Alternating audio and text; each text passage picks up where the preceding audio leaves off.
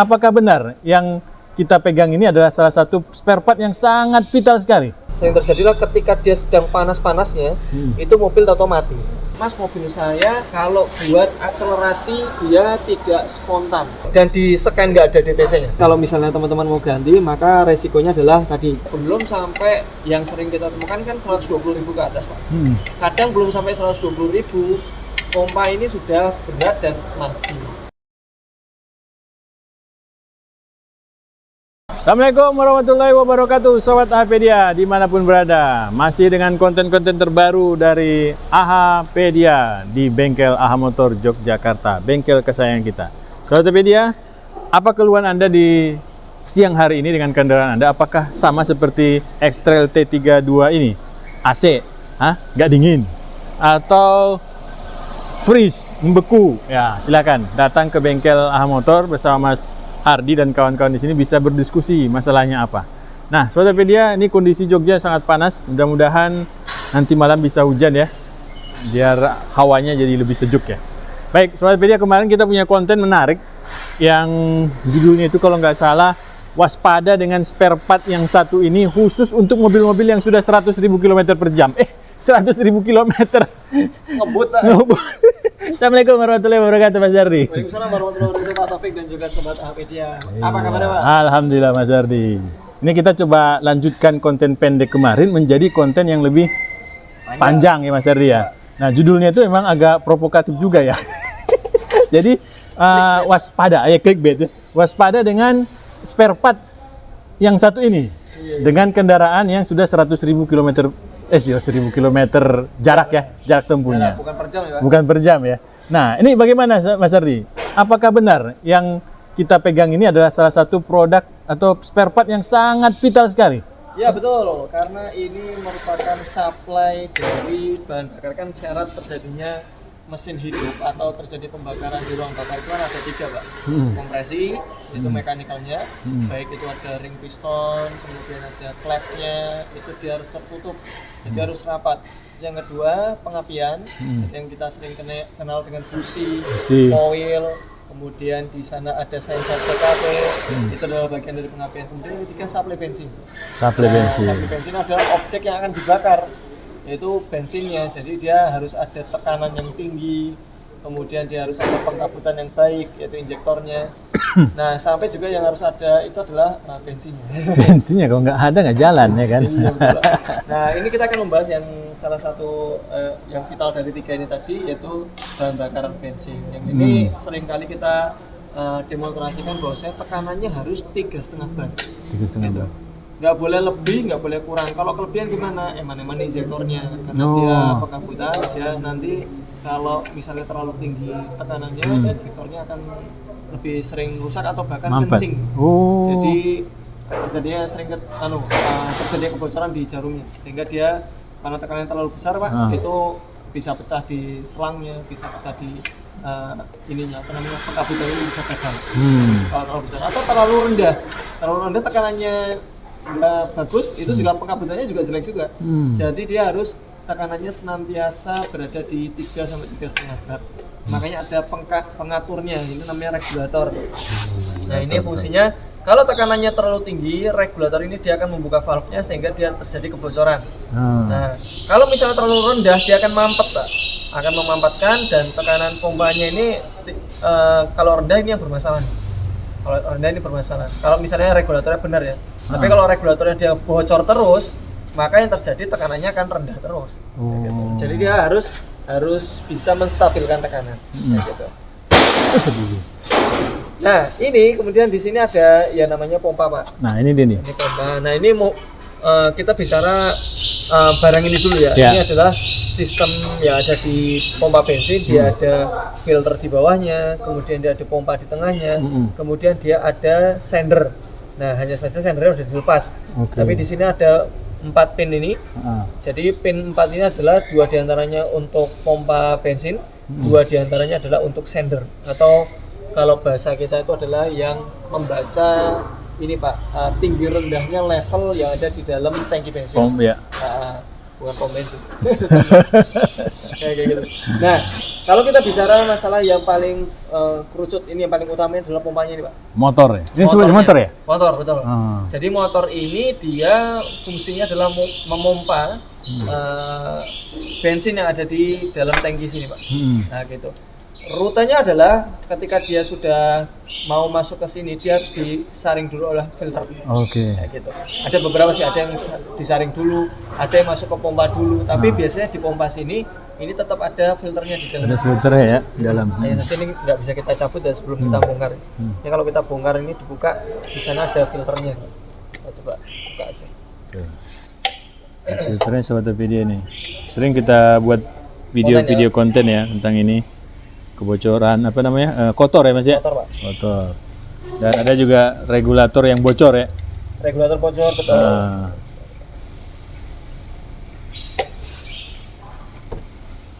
Gitu, Pak. Ya. Nah ini kalau kita buka, nah di dalam ini ada filternya. Ini filternya ini sebelum masuk ke pompa, ini harus difilter dulu.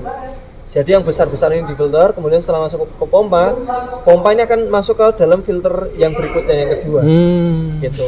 Setelah itu dari filter yang kedua dia akan keluar, kemudian ini akan masuk ke dalam pipa, yang pipa tersebut terhubung dengan common railnya injektor. Jadi Ke depan ya. depan, di sini. Nah, kalau kita saksikan di depan sini belakang manifoldnya ada injektor, Pak. Nah, selang ini yang dia ini yang masuk sini, Pak. Jadi dia yang akan membuat apa namanya tekanan di injektor itu menjadi rata. Jadi dia ada common railnya gitu. Baik. Nah ini kita kembali ke sini lagi. Nah pompa ini Pak yang Pak Taufik kemarin sebutkan, yang motor ini yang kalau dia misalnya yang paling sering terjadi ya, kerusakan yang sering terjadi lah ketika dia sedang panas-panasnya, itu mobil atau mati. Dan matinya itu nggak mendadak Pak, maksudnya kalau yang dia busi atau CKP sensor atau coil mati itu dia biasanya kalau yang coil sentral itu dia akan langsung pleset mati kayak gitu. Tapi kalau bensin ini, pompa bensin ini yang mati biasanya berbet dulu, digas tambah kosong tahu baru mati. Seperti kehabisan minyak. Iya betul. Oh. Jadi kehabisan minyak kan gara-gara ini Pompanya nggak jalan. Pompanya nggak jalan. Oke. Nah itu kalau misalnya dia teman-teman merasakan ketika mesin panas terus dia digas itu dia kosong, maka ini Pak penyebabnya. Dan di scan nggak ada DTC-nya. Oh, nggak ada DTC-nya nih ya? Nggak ada sensor di sini. Betul. Kecuali yang mobil kayak Serena MR20 gede itu yang C26. Ya C26 dia kan ada direct ya, direct. Oh iya, direct injeksi. Direct injeksi itu dia posisinya langsung nyemprot di ruang bakar. Nah itu dia ketika tekanannya turun, pompa bensinnya akan kedetek. Jadi ada DTC pompa bensin. Tapi kalau yang mobil-mobil biasa kayak gini, ini ketika dia mati nggak ada DTC-nya. Kok mesin mati ya itu nggak ada DTC-nya, di scan nggak ada masalah. Biasanya ini. Curiganya langsung ke motor ini ya? Ke motor. Nah teman-teman kalau kunci kontak di on kan nggak ada suara wing. Nah itu ini dia pompa bensinnya ini Pak. Nah sehingga kalau pompa bensinnya ini mati, teman-teman yang untuk model seperti ini dia gantinya komplit. Komplit jadi satu gini. Kenapa? Karena di sini kan ada selang Pak. Nah selang ini udah ibarat isolasi bakar ya. Jadi dia pres-presan. Ini kan dia kan ada bentuk-bentuknya nih. Bener ya. Ini sebenarnya dia ngegigit mengikat Pak. Betul. Ini kalau misalnya kita bongkar, misalnya ini kita rusak seperti ini, terus kita masukkan ke dalam sana, ini bisa dilepas. Tapi ketika dipasang kembali, bisa lagi. Ini nggak akan bisa presisi. Gitu. Jadi ya kita harus pakai alat bantu klem. Nah, klem ini berpotensi bocor. Kayak gitu. Meskipun bisa ya, kalau kita misalnya mau P3K, kita nggak dapat nih yang kayak gini. Baru gitu. Akhirnya kita mau nggak mau harus mengganti motornya. Sudah kalau kita misalnya mengganti motornya, ini kita harus lepas bagian rumahnya ini. Nah ini di sini ada rumahnya, ini kita bisa lepas dengan 3 pengunci ini. Coba kita buka ya Pak. Oh, masalahnya dia terikat sama ini ya? Ya. Nah, saya tadi lihat di internet Mas, ternyata harga itu beda-beda ya. Beda-beda Pak. Kalau kita berbicara motor bensin ya, motor pompa ya. Kita lepas ini ya. Iya. Nah, ada yang cuma 100, 200 gitu. Tapi pas saya lihat Nissan jadi 900 gitu. Itu ternyata beli satu paket gitu ya Satu maksudnya. paket, betul, Pak. Oke. Itu Sobat Tokopedia bedanya. Nah itu loh, ikut kan. Ya, ini di sini ada soketnya. Nah, ini dia posisi seperti ini Pak Taufik. Ini kalau kita bisa lepas soketnya ini ya. Nah, Ini soketnya udah kita lepas. Nah, posisinya kan kayak gini. Tuh. Nah, ini teman-teman sekalian, kalau misalnya teman-teman mau ganti, maka resikonya adalah tadi, ini kita harus lepas dulu Waduh. selangnya ini. Setelah selangnya ini lepas, baru kita bisa melepas motornya. Nah, ketika motornya ini kita bisa berhasil lepas, maka teman-teman bisa menggantinya ini. Tapi yang harus jadi catatan adalah supaya tekanannya ini dia stabil, gak ada kebocoran, klemnya ini juga harus bagus. Wow. Nah, klemnya harus bagus. Sehingga harus lepas satu klem ini untuk bisa dilepas ke bawah. Kemudian ketika dia telah dilepas, klem ini harus dilakukan ulang, Pak. Klem ulang. Karena beberapa sih ada yang menjual sama berikut sama selangnya. Sehingga dia dalam pemasangannya harus di heat gun. Oh, dipanasin. Betul, atau dibakar. Cuman resiko kalau misalnya dibakar ini harus betul-betul kering, teman-teman. Karena kan bensin ya. Oh iya ya. Bekas bensin kalau misalnya dibakar ini ada masalah. Karena kita pernah teman itu kecelakaan kerja gara-gara mengganti ini. Jadi bukan di AHA ya, Iya. tapi di bengkel selain AHA. Itu setelah dia dipasang, dikorek, itu dia dikorek kan ada bagian yang masih ada bensinnya. Iya. Akhirnya kebakar. Panik, di bawahnya ada bensinnya ditendang untuk menjauh, malah kena dirinya sendiri. Astagfirullahaladzim. Jadi itu adalah resiko ya. Resiko keselamatan kerja harus kita utamakan. Ya memang kita secara ekonomis lebih murah, tapi kalau kita lihat dari resiko proses pemasangannya, kalau memang dia harus dilakukan heat gun, kita heat gun. Tapi kalau misalnya dibakar, hati-hati, berarti kan ini harus kering betul. Baik, Mas Ardi. Nah, kalau untuk motor ini sendiri, ini ada dijual terpisah kah kalau untuk Nissan? Iya, X-Trail lama itu kan dia kan modelnya nggak seperti ini, Pak. Jadi dia masih bisa, X-Trail lama itu dia bisa dilepas hanya motornya saja. Nah, kayak gitu. Termasuk filternya dijual terpisah. X-Trail lama, Serena lama itu bisa dijual terpisah. Dan berarti kan ketika teman-teman mengganti, ini jangan sampai luput ininya, Pak. Nah, ini sealnya. Nah, ini sealnya ini dia harus dipasang betul-betul, kemudian harus terpasang baik dengan sini rumahnya. Kenapa? Karena kalau kita pasang seperti ini, terkadang Pak Taufik itu adalah dia ngelipet, Pak. Ketika dia dipasang ini, ininya ngelipet, jadi dia nggak mekar. Yang terjadi kebocoran. Jadi kalau teman-teman mengganti pompa bensin, harus disiapkan satu alat namanya regulator pressure tester. Regulator pressure tester itu harus dipasang tepat di sini, di outputnya, yang masuk ke dalam komponen injektor atau di bagian sini. Tapi kalau teman-teman masang di bagian sini, resiko patah. Jadi di bagian ini sebaiknya dipasang klemnya saja.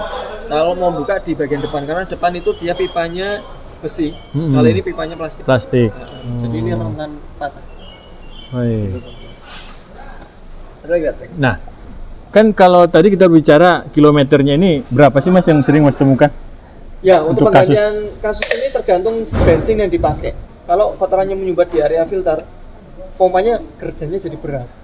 Jadi kan, jadi filter ini kan dia adanya di sini, itu kan setelah pompa ini dia mompa, Pak. Jadi setelah mompa masuk ke filter. Nah, tumpukan kotoran yang kecil itu akan menjadi residu di area filter sini, Pak. Akhirnya karena dia terakumulasi semakin banyak, akhirnya dia menjadi buntu. Ya, kalau dia sudah buntu, tekanan yang masuk ke atas itu rata-rata akan semakin menurun. Nah, kalau dia menurun, maka yang terjadi adalah pompa akan semakin panas. Terlebih kalau si pemilik kendaraan itu dia senantiasa ngisi di 1/4 kosong, ini nggak terendam ini, Pak, nggak terendam minyak bensin, akhirnya ini menjadi panas. Nah, kalau dia panas plus di sini kotornya, sumbatannya banyak, akhirnya menjadi cepat mati. Nah, sehingga belum sampai yang sering kita temukan kan 120.000 ke atas, Pak. Kadang belum sampai 120.000, pompa ini sudah berat dan mati. 120 km ya, 120.000 km. Tapi ada yang mobil sampai 200.000 km belum pernah ganti. sering kita jumpai. Wow. Karena dia pakai bensin yang bagus, kemudian sistem pengisiannya belum sampai setengah udah diisi full lagi, belum sampai setengah diisi full lagi. Itu lebih menguntungkan terhadap keselamatan pompa bensin. Nah, kalau kita bicara kasusnya yang terjadi di pompa bensin ini, kenapa diganti? Kalau ini faktor produk, gitu. Maksudnya nggak asli? Betul. Ini dia nggak asli. Ini di sini ada salah satu merek ya. Nah, ini kalau kita perhatikan di sini ada pecahan. Iya. Nah, dia bocornya dari sini. Ini bocor bawaan itu gimana ceritanya? Kok bisa bocor itu, Mas? Jadi udah dipakai ya mungkin dari pemilik itu udah pakai sekitar 6 bulanan ya. 6 bulanan, terus dia ngomong ke kami, Mas, mobil saya kalau buat akselerasi dia tidak spontan. Jadi mobil itu kayak berat banget tarikannya, Mas. Gitu. Itu apanya ya? Terus kita cek itu sampai seharian karena nggak ada DTC, nggak ada sama sekali. Ya? Akhirnya kita coba secara manual, kita runut sampai dengan tekanan bensinnya. Ternyata dia ketika akselerasi itu kan harusnya kan tekanannya stabil ya, Pak. Yeah. Itu ketika dia diakselerasi, tahu-tahu tekanannya 3,5 bar, tahu-tahu habisnya cepat. Ngembos. Kayak gitu. Nah, padahal kita dengarkan pompa bensinnya dia bekerja. Terus kita izin buka pompa bensin, tapi customer bilang, pompa bensin saya habis diganti 6 bulan yang lalu. Kayak gitu. Akhirnya ini kan menjadikan kita, wah, apa iya pompa bensin baru diganti 6 kok bulan begini lalu, gitu ya? Begini gitu. Akhirnya kita coba, ya Pak, izin aja Pak, kita bongkar. Ketika kita bongkar, kita dapati dan alhamdulillah Pak, ketika kita tes menggunakan angin, kita kan dulu kan sering ngetes ya, kondisi pompa bensin ini ada masalah atau tidak, kita semprot dengan angin. Nah, ketika disemprot dengan angin, ini keluar Pak dari sini. Blub gitu. Iya. Kita semprot dengan angin, ini dia keluar dari sini. Pecah. Tapi pecahnya kok bergaris ya? Ya betul, ya, makanya produknya itu masalah. Oke. Biasanya kan rata-rata ya, ini di lemnya sini Pak. Biasanya kasusnya? Kasusnya. Kalau ini dia di bagian sini. Nah, akhirnya kita informasikan ke customer, Pak, ini dari pompa bensinnya harus diganti. Ya, sudah selesai. Kita ganti pompa bensinnya, akselerasinya menjadi terisi kembali. Kita cek dia ketika digas geber pun dia nggak mengalami penurunan. Baik, Mas Adi, pertanyaan terakhir. Suara pompa bensin pada saat kita menghidupkan itu kan misalnya itu ya. Nah, itu kalau lama kelamaan jadi lemah itu bagaimana? Apakah itu salah satu ciri-ciri kayak itu? Bukan. Jadi lemah itu tergantung Pak, lemahnya itu seperti apa, karena gini, pompa bensin itu kan dia bunyinya di awal itu karena di area antara pompa bensin sampai dengan fuel gallery, sampai dengan pipa, sampai dengan komonrelnya itu, dia ada mengalami penurunan Pak. Berkurang. Kosong bisa jadi kurang gitu. Nah, ketika dia awal pertama hidup, maka dia akan mengisi itu Pak. Ketika dia sudah terisi, kemudian tekanannya sudah 3,5 bar, maka dia akan tertahan putarannya. Nah, ketika dia tertahan, maka dia akan menjadi hilang suaranya. Maka awal pertama bunyi kok ada suara habis itu hilang. Kayak gitu. Begitu dia jalan, dia akan bunyi kembali. Maka ketika dia bunyi kembali, sebenarnya pompanya sedang bekerja. Nah, bisa juga seperti yang Pak Taufik tadi katakan di depan, bahwasanya apakah itu menjadi ciri-ciri ketika suaranya itu dia mengecil, itu ciri-ciri motor lemah? Bisa juga. Jadi motornya dia lemah itu karena dia bisa jadi karena mengecilnya itu bukan karena ini Pak, bukan karena motornya yang salah satu sisi dia kerjanya lemah, bisa jadi juga karena filternya tadi buntu. Akhirnya tekanan di dalam cukup. Kalau tekanan di dalam cukup, sementara di luar dia kurang, maka pompa bensinnya tetap akan melemah suaranya. Gitu.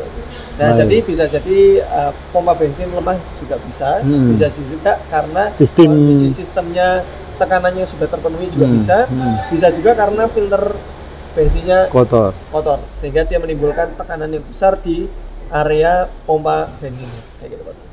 Baik, terima kasih Mas Adi, ternyata benar. Ini pompa kalau bermasalah bisa buat mogok. Ya. Betul. Jadi kalau ini dia bermasalah teman-teman, nggak usah panik. Ya panik deh. Karena bermasalah di tengah hutan ya.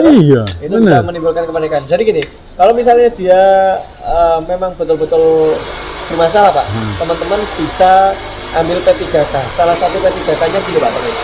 Ketika pompa bensin ini dia mati, itu kadang matinya di kondisi panas. Oke. Teman-teman juga dinginkan. Oh. Nah, dinginkan dulu. Ketika didinginkan, kadang dia masih mau hidup. Jadi dia di starter ulang, dia starter panjang. Karena apa? Karena dia mengisi fuel galerinya. Oke. Nah, nanti biasanya dia kalau masih mau hidup dan berbet-berbet, itu berarti salah satu tandanya ini. Kalau misalnya ditunggu dingin dia nggak mau juga, maka teman-teman bisa buka ini, atau sebenarnya gini, sebelum buka ketok-ketok bagian atas. Oh, di lantai. Ya, di bagian lantainya dibuka aja, diketok-ketok. Nah, setelah diketok-ketok kadang dia masih ada pergerakan Pak. Kayak gitu. Kalau misalnya diketok-ketok nggak mau, teman-teman bisa buka. Jadi di bagian bokongnya tadi itu kita buka, kemudian di bagian penutupnya itu kasih oli. Dikasih oli. Dulu Mas Elin pernah mendemonstrasikan. Jadi dikasih oli. Nanti setelah dikasih oli, di bagian baling-balingnya itu teman-teman putar pakai alat yang runcing Pak. Alat yang runcing itu sambil diputar-putar. Itu kadang dia kalau masih mau muter, itu masih mau hidup. Tapi kalau memang udah dilakukan dengan 2 sari tadi, ketok-ketok dia nggak mau, kemudian dibongkar juga, kasih oli dia nggak mau juga, ganti bongkar. Seperti itu Pak Taufik. Semoga video dari kami bermanfaat dan juga teman-teman diselamatkan dari gejala pompa bensin mati. Salah satu caranya adalah kalau sudah habis separuh, isi full lagi. Habis separuh, isi full lagi. Jangan tunggu habis. Jangan tunggu habis sampai rest. Gitu. Kenapa? Karena nanti di bagian tangki itu juga ada kotoran. Nanti kalau misalnya sampai rest mendekati rest, nanti kotoran tersebut akan terfokus masuk ke dalam pompa bensinnya ini. Kemudian kalau sudah 40.000 km, lakukan pembersihan fuel filternya. Kalau misal fuel filternya terjual terpisah, lakukan penggantian. Semoga video kami bermanfaat. Assalamualaikum warahmatullahi wabarakatuh. Waalaikumsalam warahmatullahi wabarakatuh.